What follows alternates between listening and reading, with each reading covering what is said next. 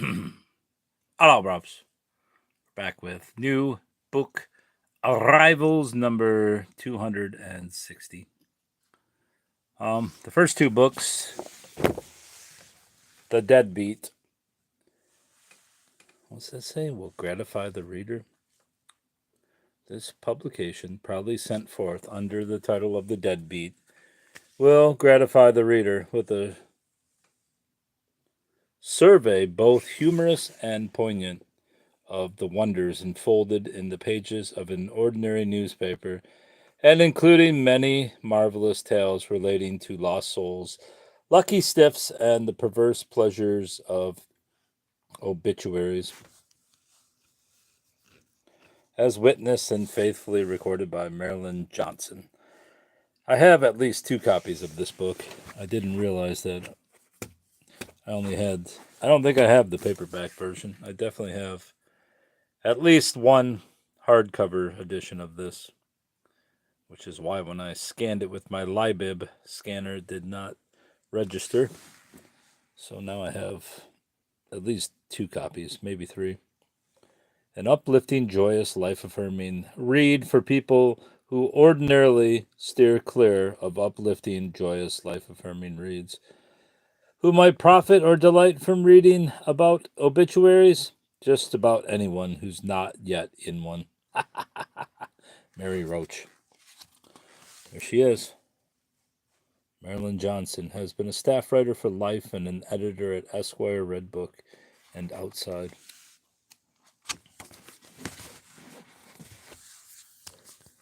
Marilyn Johnson was enthralled by the remarkable lives that were marching out of this world. So she sought out the best obits in the English language and the people who spent their lives writing about the dead. She surveyed the darkest corners of internet chat rooms and made a pilgrimage to London to savor the most caustic and literate obits of all.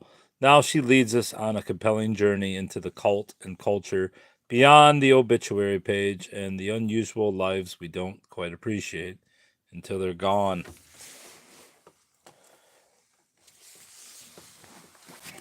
Let's check out some of these obituaries. A wake of obituarists. Who writes obits? People with nicknames like Dr. Death, the Angel of Death, the Doyen of Death. A colorful nickname won't help you identify them, though. The writers called Dr. Death, and there are many, aren't wearing black robes and carrying scythes. The Doyen of Death doesn't have teardrops tattooed down her cheek. One obit writer is nicknamed Black Mariah after the paddy wagon that used to cart off the newly dead to be robbed before burial. This might suggest someone with a ghoulish cast, but Heather Lend, aka Black Mariah, is a lovely, cheerful woman. Hello, Bobs. Who looks like a model for outdoor gear. She writes simply but vividly for the weekly Chilcat Valley News. The Deadbeat. It's a book about obituaries, the greatest obituaries in the history of the world. And yes, it's a Bible. Born near Merwil Mumba, Merwil Umba on the north-southwest north coast. Does that say Judge or does it say Fudge? Judge Belair joined the Navy to help support his 8 siblings and later worked as a fitter and turner. We moved to the neighborhood not just for the house, but for people of all stripes, he said. Sid Drazen was his own separate stripe. He also had great bagels. The deadpan jokes and juxtapositions that set the tone for so many obits would probably not exist were it not for the Daily Telegraph. When her husband became Prime Minister in April 1976, following Harold Wilson's resignation, the headlines did not spare Audrey Callahan, labeling her the Yorkshire pudding, ostensibly for her skill in cooking, but alluding to her poor dress sense and mildly disorganized appearance. Mrs. Callahan said a woman columnist had resolutely resisted the traditional tendency towards neat elegance, and suitable bats or hats. It was also noted that her Bobby was keeping pigs. Mm, mm. So far, this book sucks, but Portraits of Grief. I don't want to hear about that. Don't want to hear about AIDS. Barry Berenson Perkins. The widow of actor Anthony Perkins was in the first group of 9/11 obituaries that appeared in the Times 2 days after the attacks. Hers was one of those delightful Times obits that weighs and measures the life and also gives the reader a sense of the subject's milieu and times. Barry, whose real name was Berinthia, and her model actress sister Marissa were related to designer Elsa Schiaparelli and critic Bernard. I can't read this. This book's pretty boring so far. Oh, look, we got some water damage to it. That sucks. When I first became obsessed, I was writing celebrity obituaries for magazines. I'd find celebrities on the brink of death being carried off in stretchers on the cover of the Enquirer. That was my cue. Bob Hope near death, or Johnny Cash's last words, "Wait for me, wait for me, June." I'd go into a frenzy, hurrying to finish the obituary so it would be ready to publish. As soon as he exhaled his last breath, racing against time. I researched the stricken one's filmography, discography, romantic history, turn-ons and turn-offs, everything, with hyperventilant speed, then wrote these long, detailed, passionately felt tributes, at which point the near-dead celebrity, like the old dog who had a can of cat food, waved under his nose, would spring back to life. I tried to be discreet. There were guessing games on the sidewalk and in the playground I frequented in my town. Yeah, this book. Another book that I have 2 copies of, one hardcover, one softcover. This one originally had this sticker on it when I bought it the other day.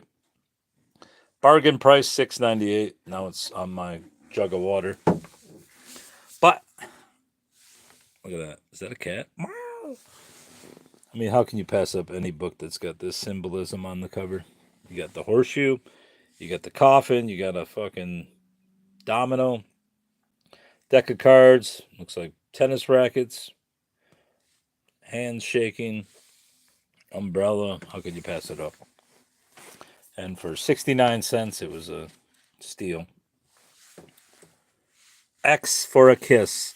That X, a mere cross, came to represent a kiss has its own story to tell. Some have seen in the choice of that figure from mathematics a most appropriate symbol. It may signify nothing at all, a mere zero, or stand for an infinity of delight. On the other hand, it can multiply joy and love. However, the prosaic explanation for this affectionate sign may be twofold. Originally, it represented the formalized, stylized picture of 2 mouths touching each other, X, but then the cross came to express a kiss by odd circumstances, namely people's lack of education. Early illiterates signed documents with a cross. They did so for an obvious reason. A cross was so simple to draw, and yet, being also a sacred symbol, implied the promise of truth. To solemnly confirm the veracity of what they had endorsed, the writers kissed their signature as they were accustomed to do with the Holy Book. And that is how finally, by its very association, the cross came to be identified with a kiss. So it was a sideways cross? All right, okay. Spooning.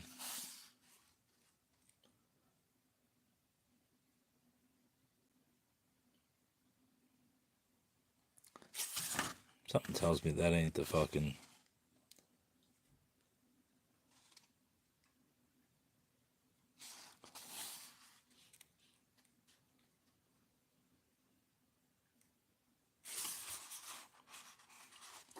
Spooning.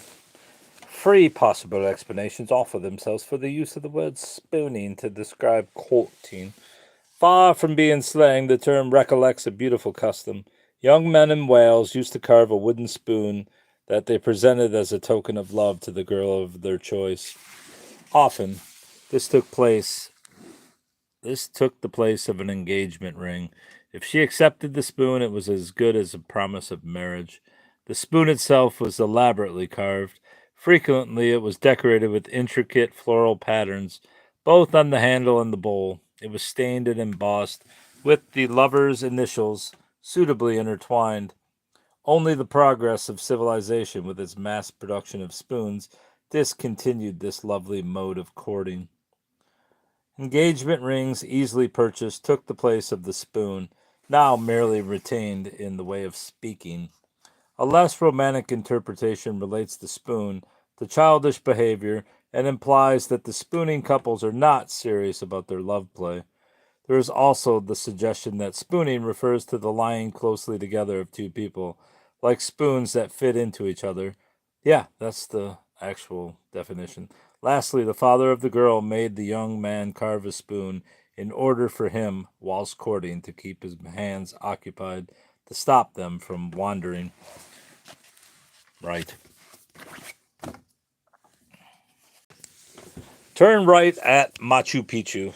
Or is it Machu Picchu? Machu Picchu. Rediscovering the Lost City One Step at a Time by Mark Adams. This is the 10th anniversary edition. I don't really know much about Machu Picchu. What happens when an unadventurous adventurer writer tries to recreate the original expedition to Machu Picchu? In 1911, Hiram Bingham III climbed into the Andes Mountains of Peru and discovered Machu Picchu. While history has recast Bingham as a villain who stole both priceless artifacts and credit for finding the great archaeological site, Mark Adams set out to retrace the explorer's perilous path in search of the truth.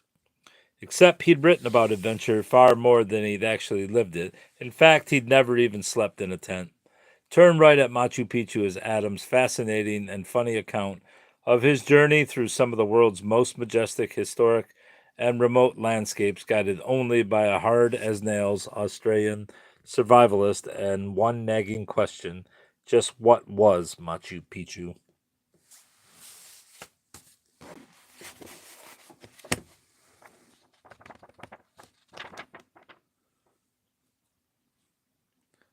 The lost city of Machu Picchu.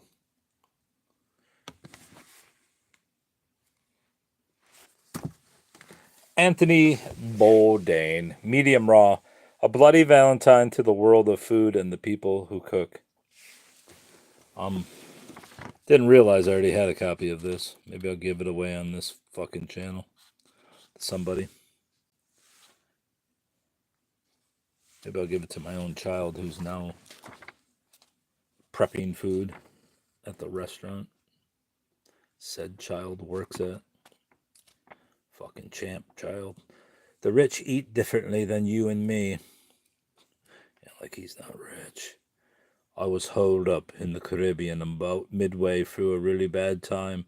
My first marriage had just ended, and I was, to say the least, at loose ends. By loose ends, I mean aimless and regularly suicidal. I mean that my daily routine began with me waking up around 10, smoking a joint, and going to the beach, where I'd drink myself stupid on beer, smoke a few more joints, and pass out until mid-afternoon. This to be followed by an early evening rise, another joint, and then off to the bars, followed by the brothels. By then, usually very late at night, I'd invariably find myself staggeringly drunk, the kind of drunk where you've got to put a hand over one eye to see straight. On the way back from one whorehouse or another, I'd stopped at a shawarma truck on the Dutch side of the island, and as best as I could, shoved a meat-filled pita into my face, sauce squirting onto my shirt front. Then, standing there in the dark parking lot, surrounded by a corona of spilled sauce, shredded lettuce, and lamb fragments, I'd fire up another joint before sliding behind the wheel of my rental 4x4, yank the top down, then peel out onto the road with a squeal of tires. To put it plainly, I was driving drunk every night. There is no need to lecture me, to tell me what might have happened. That wasting my own stupid life is one thing, but that I could easily have crushed how many innocents under my wheels during that time. I know. Looking back, I break into an immediate cold sweat just thinking about it. Like a lot of things in my life, there's no making it prettier just 'cause time's passed. It happened. It was bad. There it is. There was a crazy ass little independent radio station on this particular island, or maybe they broadcasted from another nearby island. I never figured it out. But it was one of those weird, inexplicable little anomalies of expat behavior that you find from time to time if you travel enough. A tiny one lung radio station in the middle of nowhere. A DJ whose playlist made no damn sense at all. Completely unpredictable selections ranging from the wonderfully obscure to the painfully familiar. From lost classics of garage rock, ancient cult psychobilly hits, and pre disco funk masterpieces to the most ubiquitously mundane medley of MOR mainstays or parrot head anthems in a flash, no warning. 1 second it's Jimmy Buffett or Loggins and Messina. The next, the Animals, House of the Rising Sun or question mark, and the Mysterians, 96 Tears. You never knew what was coming up. In the rare moments of lucidity when I tried to imagine who the DJ might be and what his story was, I'd always picture this kid, the kid from Almost Famous, holed up like me in the Caribbean for reasons he'd probably rather not discuss. Only in his case, he'd brought his older sister's record collection circa 1972. I'd like to imagine him out there in a dark studio smoking weed and spinning records, seemingly at random, or like me, according to his own seemingly aimless, barely under control, and very dark agenda. That's where I was in my life, driving drunk and way too fast across the not very well lit Caribbean island every night. The roads were notoriously badly maintained, twisting, and poorly graded. Other drivers, particularly at that hour, were, to put it charitably, as likely to be just as drunk as I was. And yet, every night I pushed myself to go faster and faster. Life was reduced to a barely heard joke, a video game I'd played many times before. I'd light up the joint, crank up the volume, peel out of the parking lot, and it was game on. Here was the fun part. After making it past the more heavily trafficked roads of the Dutch side, after successfully managing to cross the unlit golf course, often over the green, and the ruins of the old resort, flying heedlessly over the speed bumps, I would follow the road until it began to twist alongside the cliff's edges approaching the French side. Here I'd really step on the gas, and it was at precisely this point that I'd hand over control to my unknown DJ. For a second or two each night, for a distance of a few feet, I'd let my life hang in the balance because, depending entirely on what song came on the radio next, I'd decide to either jerk the wheel at the appropriate moment, continuing, however, recklessly to careen homeward, or simply straighten the fucker out and shoot over the edge and into the sea. And that's why the Illuminati killed him. Next book is not really a book, it's a media guide for the Detroit Red Wings, and there's Hall of Famer Sergei Fedorov, probably the most talented Red Wing of all time, but also an enigmatic figure. But a fucking champ, all the same. Hey, there's German Shepherd Ray. Ray Shepard. Didn't he have 50 goals with the Wings? Craig Martin. We had a brother on this team? Oh, these were minor league guys, I think. Norm Miracle. I remember him. Jason McDonald. Gord Krupke. Joe Frederick. Jan Golubovsky. Kevin Hodson. I think he briefly made it in Detroit. Anders Eriksson. Forgot all about him. Sylvain Cloutier. Curtis Bowen. Mike Castleman. Mike Vernon. Champion. Is that his first year in Detroit? Must have been, because it's all Calgary before then. Ray Shepard. I want to see his top goal scoring year with the. No. That ain't Ray Shepard. That's Bob Rouse. God damn you. Ray Shepard. He did have 52 goals for Detroit one year. Told you he did. It's the year of this 93 and 94. What did he do in the playoffs? Jack squat. 25 playoff games with Detroit, and he had 16 points. That's not too bad. It's not great, though.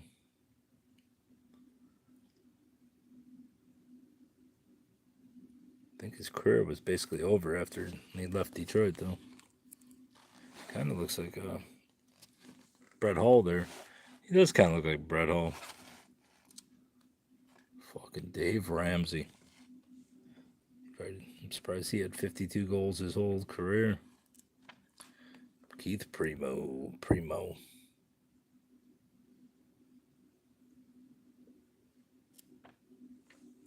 Ozzy. Champion. McCarty.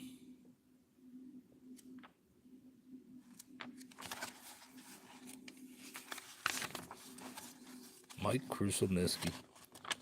Son of a bitch. Anyway, this is a media guide from the years just before the Wings started to become a dynasty and win. I was going to say Super Bowls, but not so. This book I bought entirely to resell. You can see it was $1.99. I think I got it for $1, didn't I? Maybe not. Either way, I'm going to sell it, probably get 20, 30 bucks out of it. So it was worth it. This guy apparently wrote books about the Pittsburgh area, which makes you understand why it's called Not Far from Pittsburgh. Jean Ramsey Parasol, August 1937. Great if he signed it. Not Far from Pittsburgh. Clarence McCartney, Lit D. What the hell does Lit D mean? Lit D nuts. Second printing, 4,000 copies. I knew it had something in there. I liked the Readers Books in Beaver Falls, Pennsylvania, wherever the fuck that is. Presumably outside of Pittsburgh. Since I don't really give a shit about Pittsburgh history, I will sell this book. To the memory of men of iron and faith who, with rifle, axe, and psalm book, conquered a wilderness. Places and personalities in the history of the land before the Alleghenies. Another book I plan to sell is this one, Frogs and the Princess, Neuro-Linguistic Programming, which I don't really know what that is, but I remember back when I first started selling books in the early 2000s, this book was kind of all the rage. There was another one in the series. What is this? Book Nook, Monroe, Michigan. Keep that. What people are saying about this book. What's their other book? See if it shows it. Frogs and the Princes. What's the other book they put out? This one's still worth some money, so I plan to sell it, even though it does have underlining and highlighting in the beginning. Marginalia, I should say. But back in the day, this book was one of their big sellers. What's the second book? I don't know, but neuro-linguistic programming used to be the thing. I thought it was for children, but I could be wrong. The way you motivate yourself may have the same structure as jealousy. You may make a picture of what you want that feels good and then tell yourself how to make that picture come true. If that's so, then until you have another way to motivate yourself, you are going to keep that way, no matter how unpleasant it is sometimes. Even the crummiest strategy is better than none at all. I have been studying education therapies, growth experiences, and other methods for personal change since I was a graduate student with Abe Maslow over 20 years ago. 10 years later, I met Fritz Perls and immersed myself in Gestalt therapy because it seemed to be more effective than most other methods. Actually, all methods work for some people and with some problems. Most methods claim much more than they can deliver, and most theories have little relationship to the methods they describe. When I was first introduced to neuro-linguistic programming, I was both fascinated and very skeptical. I had been Heavily conditioned to believe that change is slow and usually difficult and painful, I still have some difficulty realizing that I can usually cure a phobia or other similar long-term problem painlessly in less than an hour, even though I have done it repeatedly and seen that the results last. Everything written in this book is explicit and can be verified quickly in your own experience, your own experience. There is no hocus pocus, and you will not be asked to take on any new beliefs. You will only be asked to suspend your beliefs long enough to test the concepts and procedures of NLP in your own sensory experience. That won't take long. Most of the statements and patterns in this book can be tested in a few minutes or a few hours. If you are skeptical as I was, you owe it to your skepticism to check this out and find out if the outrageous claims made in this book are valid. NLP is an explicit and powerful model of human experience and communication. Using the principles of NLP, it is possible to describe any human activity in a detailed way that allows you to make many deep and lasting changes quickly and easily. Cure phobias, help children and adults with learning disabilities, blah, blah, blah.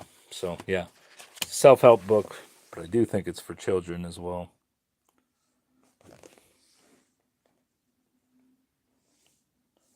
And this book used to sell for $30-40, but now it's probably in the $20 range. And since this book has some issues, I'll probably get $15 for it. But if I can get $15 for it, and most books I get are 15 cents, 50 cents. In that 15 cents, 50 cents to $1, that means I can buy 15 to 30 more books with the profits. So, nothing to cry about. Nothing to cry about, bruv. Get the fuck off my finger, sticker. Thank you. Alright. Guide to Frank Lloyd Wright and Prairie School Architecture in Oak Park.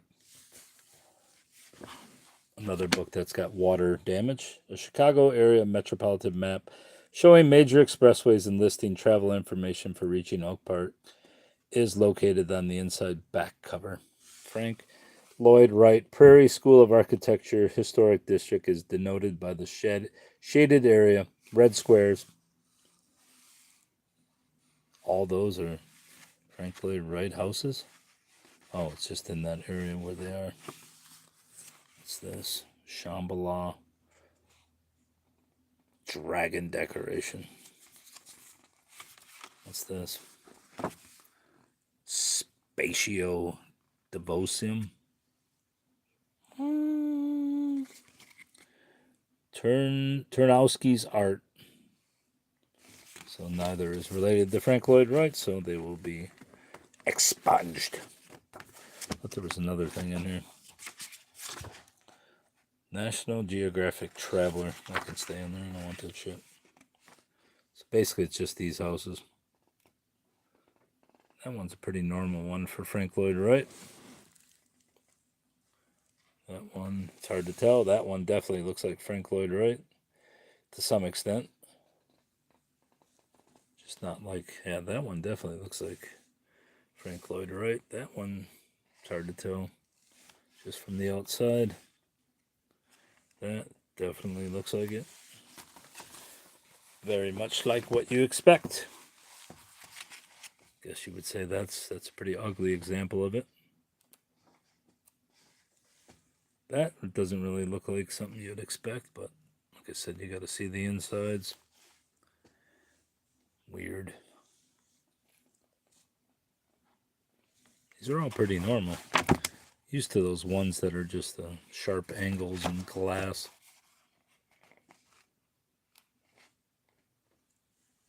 That one definitely looks like one. Hard to know. Yeah, that's like the prototypical Frank Lloyd Wright house. Almost Chinese looking roofs. Pagoda. Is that what they're called? Pagodas? Definitely look like Frank Lloyd Wright. Yeah, you can see that. You can see that for sure. Not so much. Yes. Anyway. That's that, a waterlogged Frank Lloyd Wright guide. Lastly, Bill O'Reilly's and Martin Dugard, who probably is doing all the writing. Bill is getting all the credit. Killing Crazy Horse. I started picking up the Bill O'Reilly Killing series just because there was a few interesting ones like pirates or something like that. Well, no, witches, and then there's George Washington, which interested me. But now I get to this one. What is it? Killing Crazy Horse. I don't know how many of these killing books he's written, or Martin Dugard has written. This book seems water damaged too. Looks like Gundella the Witch. Cynthia Ann Parker, also known as Nadua. Juanita Parker, the daughter of Quanah Parker, the chief of the Comanche Indians. Why are all these books fucking waterlogged?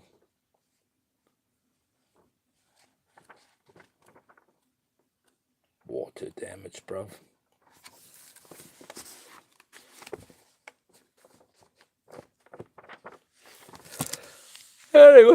Anyway, that's all the book. Number 260, I believe. Goodbye.